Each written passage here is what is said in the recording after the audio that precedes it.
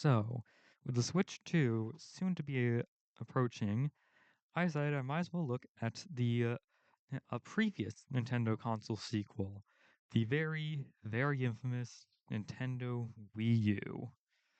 So, firstly, there's just a lot to unpack with this console. Firstly, it's very obvious that Nintendo did practically everything they could have done wrong with marketing the Wii U. Firstly, calling it the Wii U, only showing the gamepad. Everyone talked about that. Everyone either thought the gamepad was the console, or thought the gamepad was just a controller for the Wii, or just didn't even know what, or also foresee why do we need a Wii U? We already have a Wii type thing. And making Wii Sports in HD did not help. But looking at the console on its own, you see a lot of people in the modern day talk about how amazing the Wii U generation was and how it's such an underrated gem. And well, for the majority of the Wii U generation, the entirety of the Wii U generation, I did not have a Wii U. I could only look on the sidelines with my Nintendo 2DS. So, a few weeks ago, or it's a month ago, I don't know, about time. About a month ago, I realized I have disposable income now. So I bought a Wii U. And with this Wii U, I've been playing quite a few games with it, and I've also just been taking notes trying to figure out, studying from the Wii U, what can we predict about the Switch 2? And also, just is the Wii U any good? Okay, the first thing we need to talk about with the Wii U is obviously the controller. It's front and center in every bit of marketing, and is also the only thing they showed for most of that marketing. The Wii U gamepad. This is not a very unpopular opinion, but the Wii U gamepad is probably one of the most comfortable controllers out there. Like, genuinely, feels so good in the hands. I do not think there's a better controller out there than the Wii U gamepad. But that doesn't mean I don't have my problems with it. Firstly, the buttons are kind of prone to sticking. At least I know that the ones on mine are, concerning the Y button constantly sticks down. I don't know if that's an issue from the previous owner, or if that's just an issue that the gamepads can easily get. It's another issue. There is so much stuff jammed in here that just did not need to be here. Like, okay, the camera is pretty superfluous. The microphone is pretty superfluous. The NFC reader for like the first half of the Wii U's life was not used. The IR blaster is the most superfluous feature. But everyone talks about how useless features are in the gamepad. I don't think there really is pointless. A lot of people point out. I'll have to say. The camera, yes, is not used for a lot, but when it is used, it can add quite a bit of fun to the game. Even if it's literally something as simple as showing your face in Nintendo Land. And yeah, actually, I think that's it. I'm pretty sure that's the only thing I found that uses it to any like interesting degree. You can use Mies of it. They aren't good, but you can. And then as for the microphone, it's used, certainly. Allows for Minecraft for Wii U to have built-in voice chat without any external microphones or headsets, which is pretty nice. But other than that, yeah, a lot of the features are pretty superfluous. I will say though, the TV remote. A lot of people say the TV remote is useless. It certainly is not. I've probably used the Wii U gamepad's TV remote function way more than I should. Yeah. As for the actual, as for some less contentious features, the sticks are really high quality and they feel nice to move around and click in. The D-pad it's kind of mushy, but it works well for the types of games that use it. The touchscreen is pretty good, like, or at least for what it's used for, it is pretty good. Could it have been a higher quality screen, a higher quality touchscreen? Yes, absolutely. But for what it's used for and the games it's used for, it works good enough. The L and R buttons feel like they're a bit out of the way, but can definitely be used. And I do like how the Z and ZR buttons are just big, like fat pieces, so you can press down. There's no shrimpy triggers. It's just a fat plate for you to press. Also, the grip of the whole thing is very nice. Just it's a really well designed, well shaped controller, and I think a lot of people who don't have a Wii U would not think that it is as good a controller as it is. But yeah, it is. I wish I could use this for way more than I can, because it is one of the most comfortable controllers out there.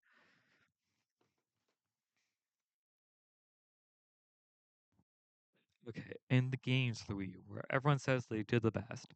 So I brought up every game that I played a lot of games on the Wii U, and I decided to just go. I'm just going to real quick go over all of them and my general opinions on them. Keep in mind, I've not finished a lot of them because I am very busy, but I have done at least played a decent amount of all of them. So, the first game I tried on the fancy new Wii U is Mario Kart 8, because the previous owner bought it and didn't factory reset it. And Mario Kart 8 on Wii U certainly is Mario Kart 8. It certainly is.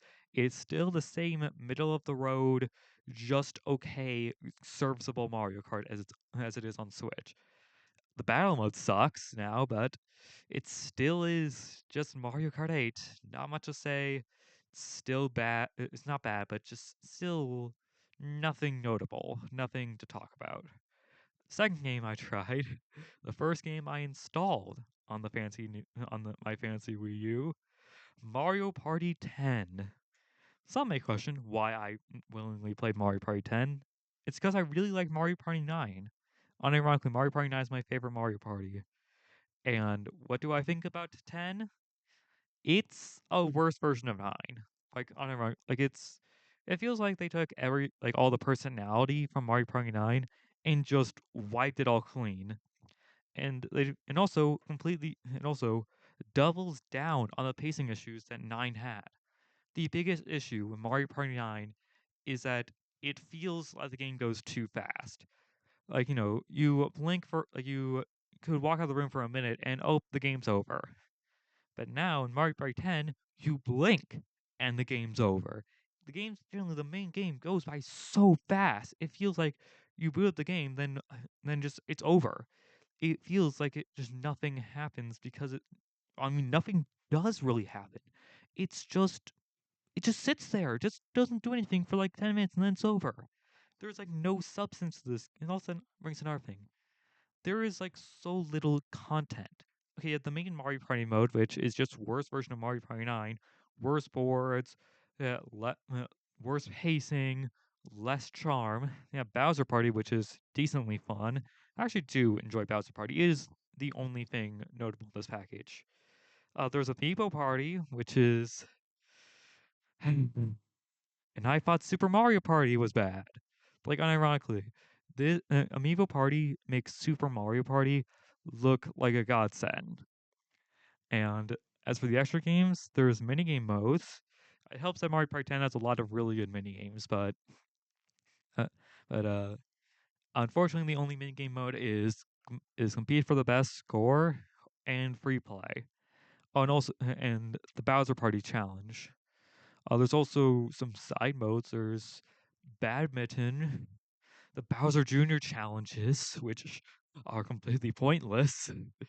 I can tell I'm struggling to come up with multiple things out of this game because there is so little Mario Party 10, and it sucks that I have to say all this negative stuff and then somehow try to justify why I enjoy this game.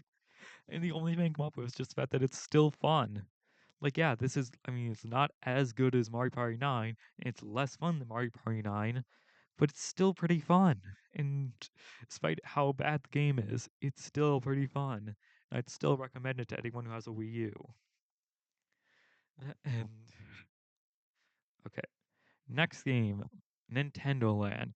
This is the game everyone says is the savior of the Wii U, the reason why it's still worth a damn. I'm still waiting to give a damn about the Wii U. But yeah, the main thing about Nintendo Land is that it was supposed to be the game to explain why you should want a Wii U, and it didn't explain to anyone why they should want a Wii U, because outside of the fact that it's a new Nintendo thing.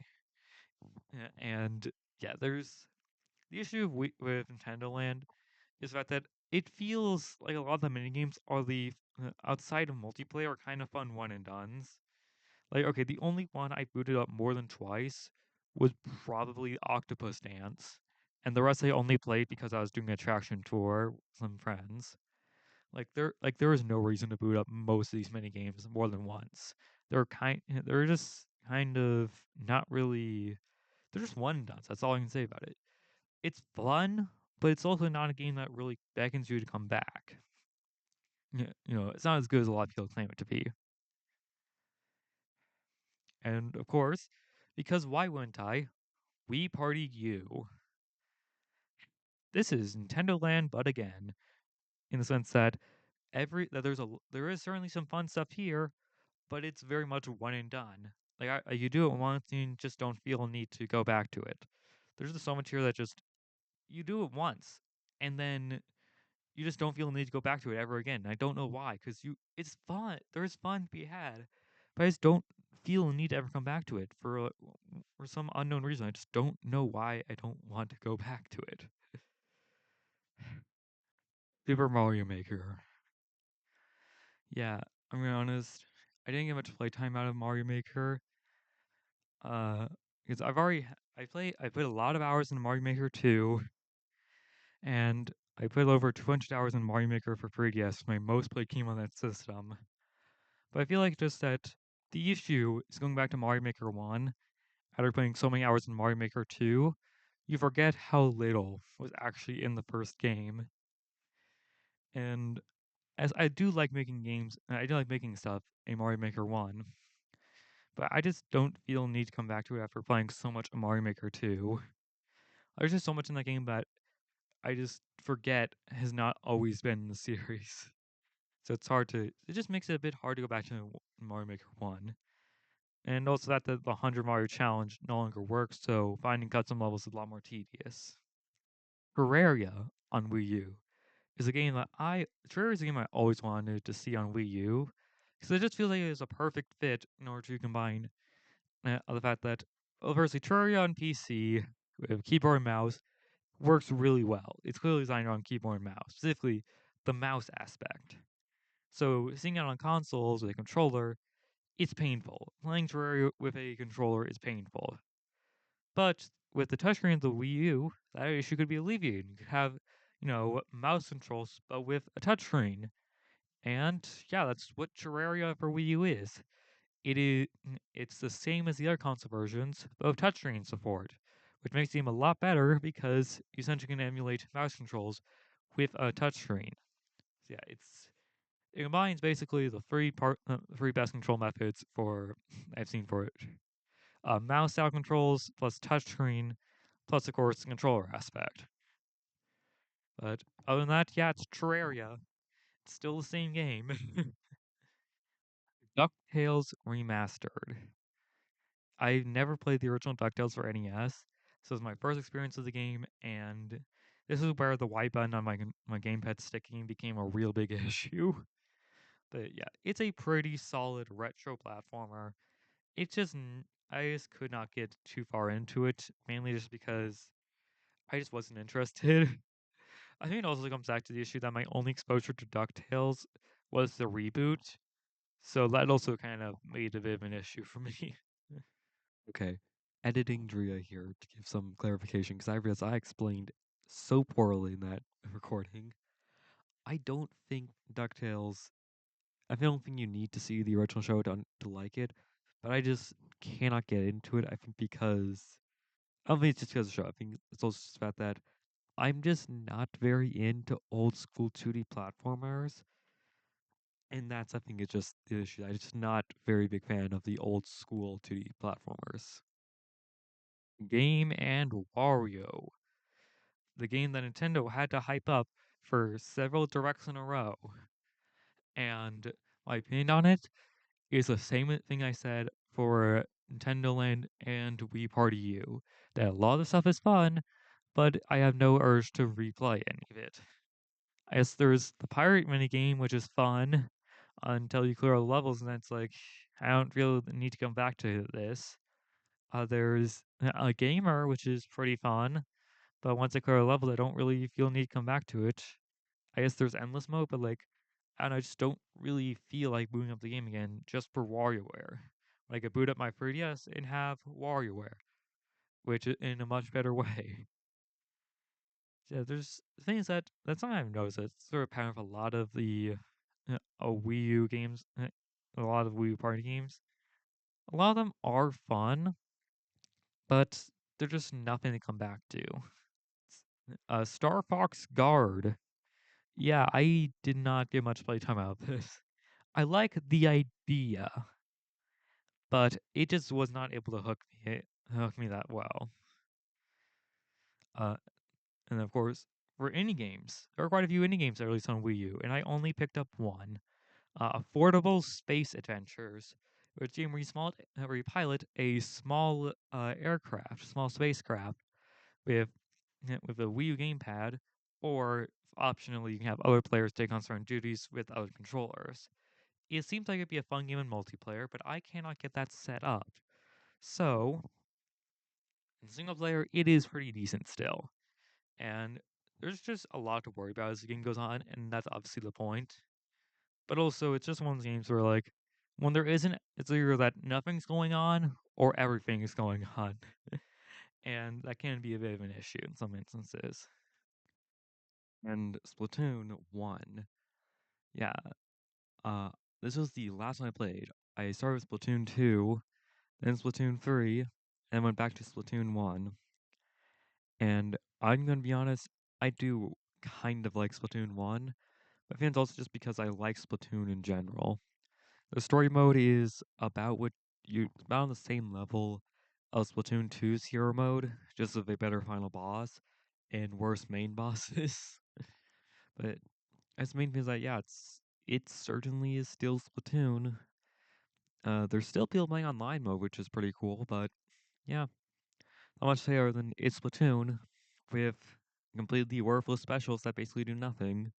Rayman, the game everyone thought would save the Wii U. My opinion on it is, it's certainly a 2D platformer. Like, I don't know, I do enjoy 2D platformers, but I just could not find this one too interesting. It feels like the game is both trying to get you to go fast, but also is also slow. It's also very slow. I don't know, I just could not get too far into it. Just wasn't a big fan. And I know I'm going to be skewered for that take, but it is the truth. And now for a game that has less content than the time I spent talking about Rayman, Mario Tennis Ultra Smash, the game with a smaller file size than Super Mario Maker. So, Mario Tennis Ultra Smash is sort of an infamous game because of the fact that it has zero content and is just the bare basic tennis. I'll say, for a bare basic tennis, it is fun.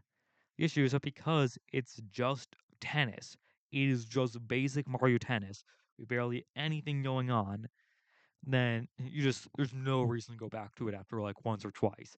There is no reason to double dip with this game, and I just cannot bring myself to boot it up again. It is fun, but there's also nothing to do. Which once again is starting to become a pattern with the Wii U games. That there's fun, but not it's fun, but there's not a lot to do. And speaking, there is one last game I don't have a lot to say about. There's a few more games I have a lot. You notice I don't have a lot to say about these games, but there are only two more I have little to say about. Then we get to games that actually have more than like 2 minutes to say. Pokken Tournament. I played a, I played the Switch version on emulator, and I picked up the Wii U version. And this is my introduction to traditional fighting games. Because before then, I had only played Smash, and I'll say the game is very fun. I really do enjoy it, but also at the same time, I feel like I'm both really good but also not good at the game because my strategy mostly comes to button mashing a lot of the times, which is effective. It works, but I don't feel like I'm playing the game properly when I do it. I win, but I think was that justified? Maybe it has something to do with the fact that I play Garchomp. Maybe that has something with it. And the other one, Minecraft for Wii U edition, the game that keeps baffling me every time. I somehow find something new that baffles me every time. The fact that this game that is updated to 1.13. Yeah, that's shocked me. Like it genuinely shocked me so hard that this game. I'm actually I think it was 1.12 was the last update that the game got. 1.12 or 1.13, which just shocks me so hard because like, I don't know I associate legacy console editions with the pre 1.8 era. I guess that's probably because my only version was the Xbox 360 version, back from like 2012. So I associate a lot of like Minecraft console editions with that era of Minecraft. So seeing soul sand elevators and you know and like grass paths and concrete was sort of just felt weird.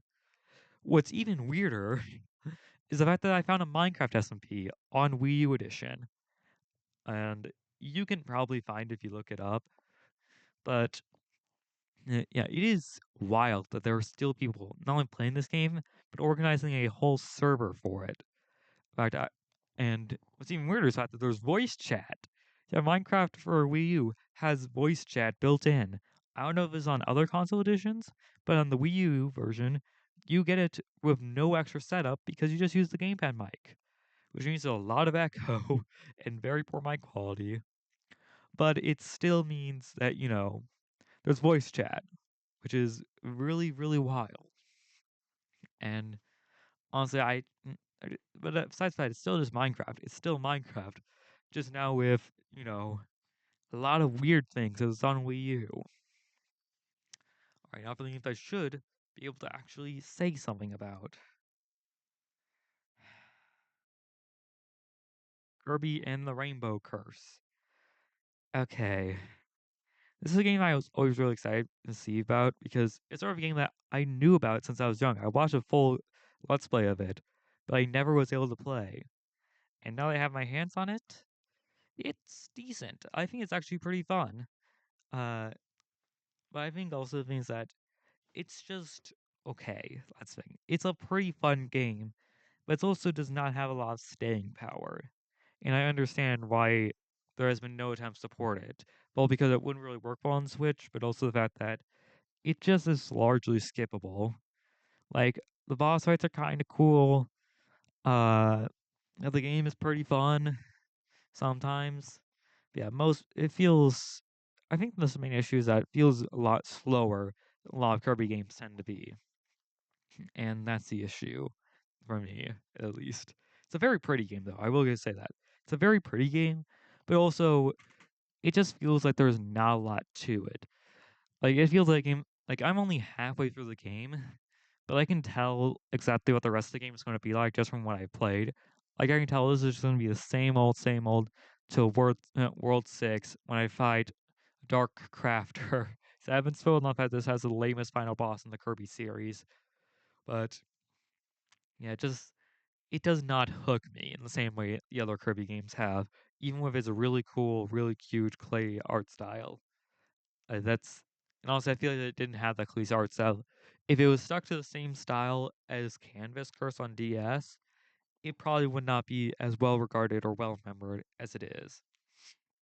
Pikmin 3. This is actually my second Pikmin game. I played a bit Pikmin 4 on Switch, and then I jumped straight back to Pikmin 3. And I'm going to be honest, I actually did quite enjoy Pikmin. It's definitely not the type of game I'd usually play. I don't, as as I said, you can tell from what I said, I do not enjoy a lot of slower games, and Pikmin is definitely a slower game. But I still found a lot of joy in this game. It's sort of fun to sort of strategize how to use your time most effectively. And the boss fight was pretty fun. I did not get far in this game yet because I had a lot of better things to do. Or not better things, I had a lot of other things to do. But yeah, I'll say the game is pretty well designed. And I think the constant mystery of the planet does make things pretty good. It does make story a lot have a lot of, mystery aspect, which I like. Mystery to keep the player going. But at the same time, also are definitely some stuff I question, such as the go here button on the gamepad. Or also the fact that of the main gameplay you use is Wii U and gamepad, is or Wii remote and nunchuck and gamepad. Whereas the gamepad is a map set up like on a stand or something, and then use the Wii remote and nunchuck to actually play the game. You have to touch the gamepad, move around the map, but also when you use the gamepad, the whole thing pauses, which kind of defeats the point. Like I don't know, I feel like it'd be better if you move stuff on the gamepad. You actually have to because it'll keep looking at the top screen to make sure nothing ambushes you or something. I know it's probably something that a lot of our games will use, but I just feel like there's a lot of missed opportunity in this game, and also the fact that that I think the game was pretty good. and I would it's definitely a must-have for Wii U.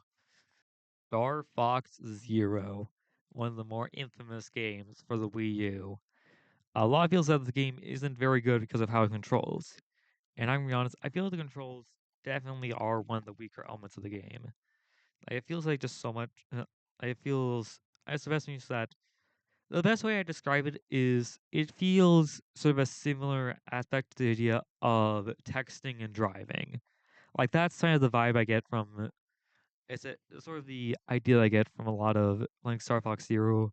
Is the idea of texting and driving, where I have to look at the gamepad, but also look at the TV and use the gamepad to aim, and also look at both screens at once, but also only look at one, and use it to. There's just so much going on. I'm overwhelmed, and I keep getting hit. I don't. That's the thing. I like the game, but so much is so overwhelming. I don't know where to look. I don't, and I just keep getting. And because the result, I get hit. I know it's probably just the Mac is bad, but still, I just don't know where I'm supposed to look. I don't know, and the game feels very confusing. But I will say I do enjoy the game though. Despite all that, I do enjoy the game. That's probably Star Fox bias being there, but I do enjoy it, and I and I do look forward to. I don't feel it'll happen, but I think a future Star Fox game would be nice to see. The Wind Waker HD, my first actual Legend of Zelda game. Uh, besides the original. And I'm gonna be honest, I did not get far in this game because I just didn't know where to go at a certain point, and I just didn't feel like looking up a walkthrough. I know I'm bad at the adventure games. I guess that's the thing that just I made me realize that Zelda I can recognize it nice from what I played. Wind Waker is a very good game. Wind Waker HD, very pretty game. It's just not my type of game. It's the issue that I have with Sun. It's a very, as far as I can tell, it's a very just go where you want until you find something you need to do for the story. And that's not my type of game. My type of game is go here, then go here, then go here, then go here for the story. Non-linear games or games where it leaves you to explore a vast open world. I just don't like those as much. I don't like games where it's just go, be free, do what you wish, and hope you find the story. I just don't like bumbling around Wayne. I guess it's part of that. Mostly, I play a lot of games for the plot. So in order to get the plot, you just have to bumble around wildly. It makes me lose a lot of interest in the game. Paper Mario Color Splash, another infamous game on the Wii U. And my opinion on it is it's good. Like I actually do enjoy it. I actually do very much enjoy Paper Mario Color Splash. But I also understand why a lot of people don't like it. I think a lot of people can point out how the toads kind of get repetitive. Although it isn't as bad as Sticker Star, uh, it did as that.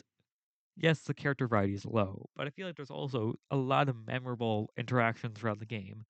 It has a very fun and funny script, which is mainly what I played the game for. That I didn't care much for the actual story of the game, which I know is I know it's weird to say because I spent a bit ranting about how for story-based games, but I just don't. I just story is so basic in Color Splash that I ended up just. But the writing is really fun. I really like a lot of writing. Kiwi is such a funny character. In fact, there's so many funny characters in this game that that's where I got most out of it. It was just about this one of the few Nintendo games that actually make me laugh. But also the combat system. I actually a lot of people said I don't enjoy the combat system in Color Splash. I think they're wrong. I think they're wrong for that opinion.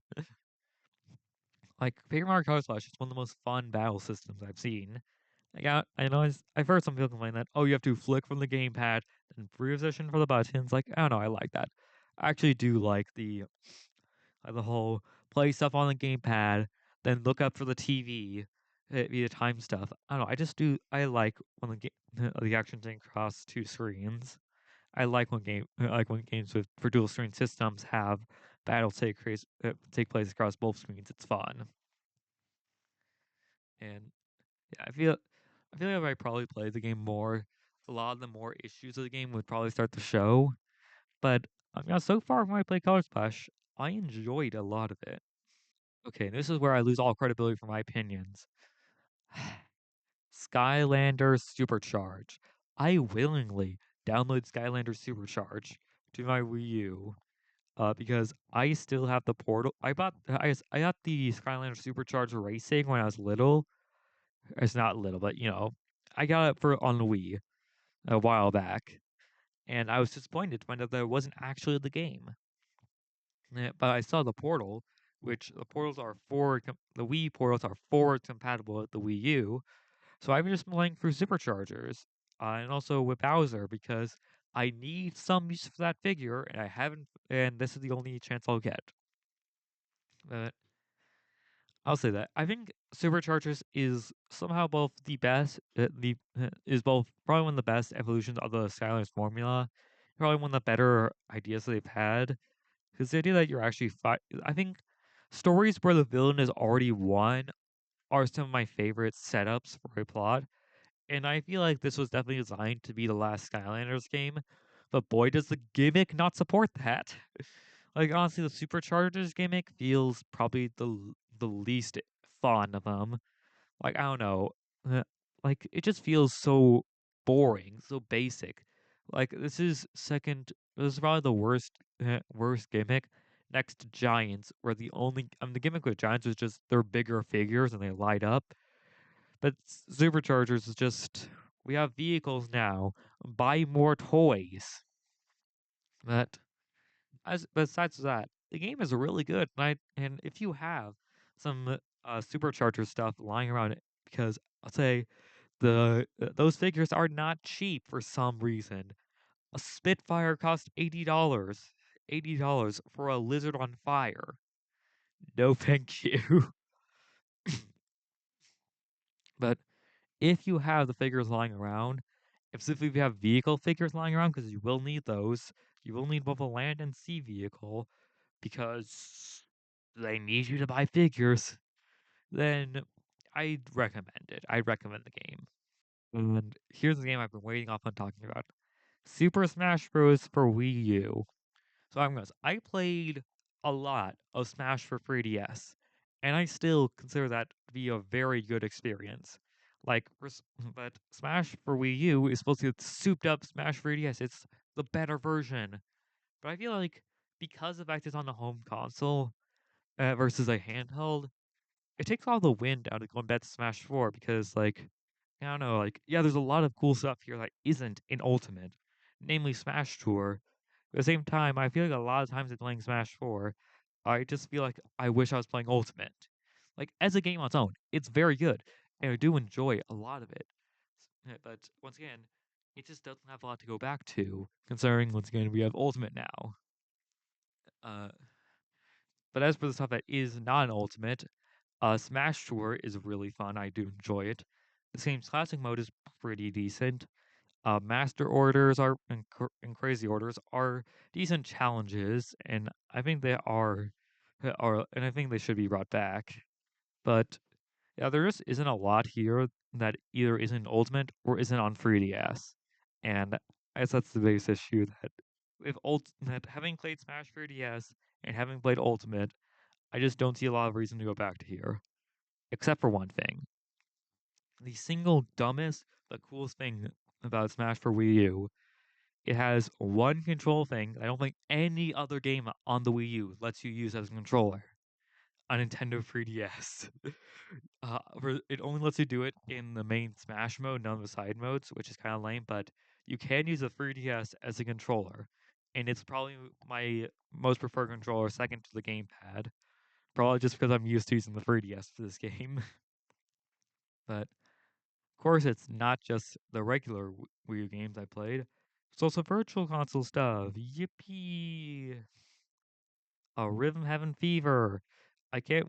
Fifth time playing through this game. Yippee! Super Mario 64. Third time playing for this game. Yippee! Punch Out. Yeah, I'm sure. Wow, I get to play all the old games. So like, I don't know. When most of my time on this on the fancy HD console is playing old games, like, is it really worth it? I'm thinking about. We look back on what I've said throughout this entire segment. Every game I talked about, I had something to complain about. there's nothing I can say about this console that is good with no asterisks. That's maybe one. The Wii U homebrew. Yeah, that's the main reason I got the Wii U was for homebrew stuff. And there are quite a few interesting things you can do with it, such as remove previous users from the console so you can actually do stuff with the console. That's a pretty important thing to be able to do. You buy it for your own, you can make sure that it's like the original owner never existed. Very important thing to do. Uh, you could do FTP services, file transfers, give YouTube back, homebrew games like Five Nights at Freddy's. Unironically, the FNAF port is probably one of the coolest Wii U ports I've seen, even cooler than some of the official ones. Uh, One of the main things I've been using it for is virtual console injections. Or essentially, you know, inject virtual console games. Example, I've done it for WarioWare Smooth Moves, Wii Party, and Fortune Street. Games that weren't originally on Wii, or on the Wii Virtual console thing when they did Wii U. Now you can play them through there. Same for Rev Heaven DS, Star Fox's Salt, the DS one. That was on the console. I have not played that. But Rev Heaven DS, Fossil Fighters, Dinosaur King, also Parrot Pals because I thought that would be funny. Mario 64 is already on there, but it is also I found a Pokemon Mystery Dungeon ROM hack that I put on there. I have not played it uh very much because it's supposed to be a sequel to the actual DS Pokemon Mystery Dungeon games that I've yet to finish. So, but one of the coolest things is that it has GameCube ability where you can inject GameCube games, which is how I got Mario Party 4, 5, 6, and 7. Finally got around to actually playing them. And something else I found out that's the only real downside to those is that there's no multiplayer. If you want to use the gamepad, then they can't do multiplayer. But the issue is I don't know how to set it up to use for a classic controller, and it's not like I can, also I only have one classic controller, so even if I could, I don't have enough to actually do multiplayer more than two people. Or if I could get classic controller set up, then I only would be able to have one player. So overall, but I guess that's another. But the issue of Wii U Homebrew is that there just isn't much to do besides, I guess, getting new games that you aren't available anymore. And there goes the one thing saying the one thing I had that I didn't have anything negative to say about. Okay, is there really just nothing that I can't say with full certainty is positive about the Wii U? Is there nothing I can't say, oh, it's really good, except for this, and this that are big issues, but besides that, it's good. Is there nothing positive I can say about the Wii U that doesn't come with an asterisk? Is that really, just genuinely, is there nothing good about this console that doesn't come with an asterisk? Well, I guess that brings us to the original point. What does the Wii U say about the Switch 2? This is something a lot of people said when the Switch 2 was first revealed, including myself. This is going to be Wii U Part 2. And when we look at the Switch 2's library, I feel like it's not. I feel like the console itself was just as much an issue as the games. If you look across the games, a lot of them feel like they don't have a lot of content or have a lot of questionable decisions that take away from the total game. Like so many like the game has the Wii U is a party game machine, but so many party games for the console are half baked and don't have enough content or wear out their welcome way too quickly. The single player offerings are good, but they also don't really they also leave a lot to be desired or have some big flaw in them. The system itself, the whole thing, it has a lot of good to it, but also all that good comes with asterisks. So what does that say about the Switch 2? Well, it says that if Nintendo wants to actually if Nintendo wants to follow up on the Switch and make with a success, then they have to actually execute on their ideas. They can't half bake everything. I mean, if they want to make a Mario Party game, they have to actually, put the effort to make sure every part of the game is well paced and there's enough to do. if they want to make a new Mario Tennis or a new Mario Sports game, they have to make sure there's actually enough content in them. If they want to make if they want to make any real game, they want to make sure that there's something to come back to even after their future entries. If Nintendo wants the Switch to succeed, they need to learn from their past mistakes and make sure they aren't repeating. That's another thing of the Wii U. So many things it did are things that Nintendo's already run into. Games with too little content, games where everything feels half baked, and games where you have no desire to come back to them. Those are all things Nintendo's been plagued with in the past. Nintendo continues to be plagued with. So I guess that comes to the big thing. What can Nintendo learn from the Wii U to continue to Switch 2? Just follow through on the ideas. Give something unique and follow through. Thank you so much for watching to the end. I know very few people will hear this, but it generally means a lot to know that there are some people out there who genuinely enjoy what I make. And as as something I just want to say that, although of course this is definitely the April Fool's video, I did actually put quite a bit of effort into putting this whole thing together. Like if I want to, this could have just been a black screen with me rambling for an hour, but I want to make sure I actually organized what I had to say, and that things are well edited, well put together. I just wanted to put effort into this project to really, and so that, because I think there definitely is a point to be made about, you know, the Wii U and how it influences. Now it's basically more just a sign of Nintendo as a whole rather than a single fluke. But but also at the same time, also just of course, sound tutor thing. Leave a comment, but also leave a comment. Specifically, I want if you want to leave a comment, please just give some feedback. I want to know genuinely what people want to say about my content, stuff that you think I should do better, things if I'm doing well on just anything. I want feedback, I want to improve. But until then, until next time, I'll see you all later.